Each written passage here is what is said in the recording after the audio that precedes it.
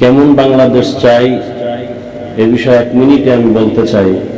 এক নম্বরে, আমরা আসার পথে, আমি আসতে অনেক আগেই আসতাম, যানজটে পড়ে আছি, তো যানজট মুক্ত বাংলাদেশ চাই।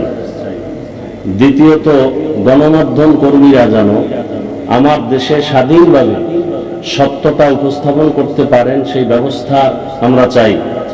তৃতীয়, ইউটিউব, ফেসবুক নিয়ন্ত্রণহীন চাই না, বরং নিয়ন্ত্রণ যুক্ত থাকবে, যেন কেউ যার যার মন মতো কিছু করে বিশৃঙ্খলা করতে না পারেন।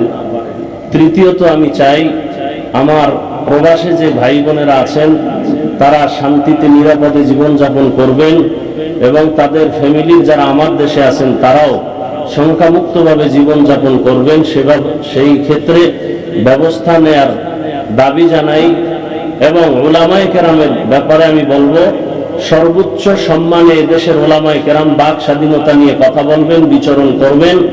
কোন প্রচার মাধ্যমে উলামায়ে কেরামের উপরে ভিন্ন কারো নাম থাকবে না, কথা থাকবে না। উলামায়ে কেরাম সর্বোচ্চ সম্মানে থাকবেন, এই বিষয়ে আমি বলতে চাই।